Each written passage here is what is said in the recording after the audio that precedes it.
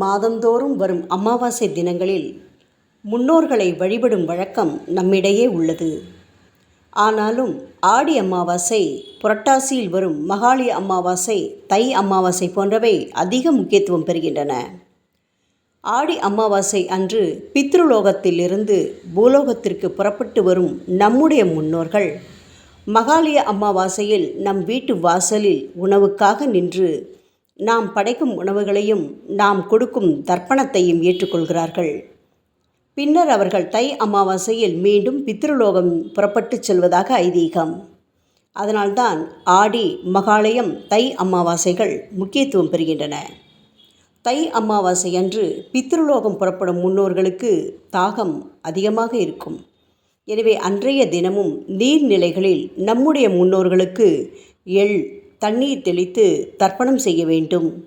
இதனால் அவர்கள் மகிழ்ச்சி அடைந்து நமக்கு ஆசிகளை வழங்குவார்கள். பித்திருக்களின் சாபத்திற்கு ஆளாகிவிட்டால் தெய்வத்தால் கூட கருணை காட்ட முடியாது என்கிறது கருட புராணம். மறைந்த நம் முன்னோர்களுக்கு ஸ்ரத்தையுடன் செய்யும் காரியம் என்பதால் இது ஸ்ரார்த்தம் என்று அழைக்கப்படுகிறது. எனவே தை அமாவாசை திதியன்று ஆறு, கடல் உள்ளிட்ட நீர்நிலைகளில் நீராடி முன்னோர்களுக்கு பிடித்த உணவுகளை படையல் வைத்து தர்ப்பணம் செய்து விரதம் கடைபிடிக்க வேண்டும். தந்தை, தாத்தா, முப்பாட்டன்கள், தாய், பாட்டி, கொள்ளுப்பாட்டி ஆகியோருக்கு நாம் ஒவ்வொருவரும் செய்ய வேண்டிய மிக முக்கிய கடமையாக இது இருக்கிறது. சாதத்தை பிடித்து 6 பிண்டங்கள் வைத்து எள், தண்ணீர், தர்ப்பை கொண்டு அவர்களை ஆராதிக்க வேண்டும். இந்த 6 பிண்டங்களையும் ஒன்றாக இணைத்து காகத்துக்கு வைக்கும்போது அவை உண்ணுவதன் மூலம் நம் முன்னோர்களுக்கு அந்த ஆகாரம் செல்வதாக நம்பிக்கை நிலவுகிறது. இந்த தர்ப்பணமானது பித்திருக்களுக்கு ஏதேனும் குறைகள், கோபங்கள் இருந்தால் அவர்களின் மனதை குளிரச் செய்து நம் குடும்பத்தில் அசம்பாவிதங்கள் எதுவும் நடக்காதபடி காக்கும் என்கிறார்கள்.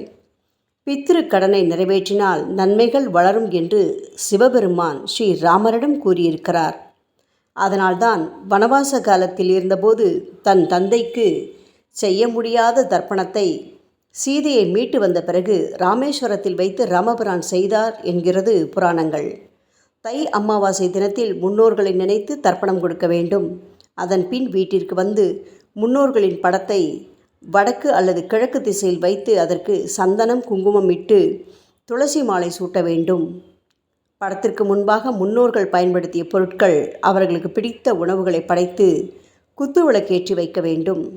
தை அமாவாசைக்கு முன் தினம் கோதுமை, தவிடு, அகத்திக்கீரை ஆகியவற்றை ஊற வைத்து அதை அமாவாசை என்று பசுவிற்கு தானமாக வழங்க வேண்டும்.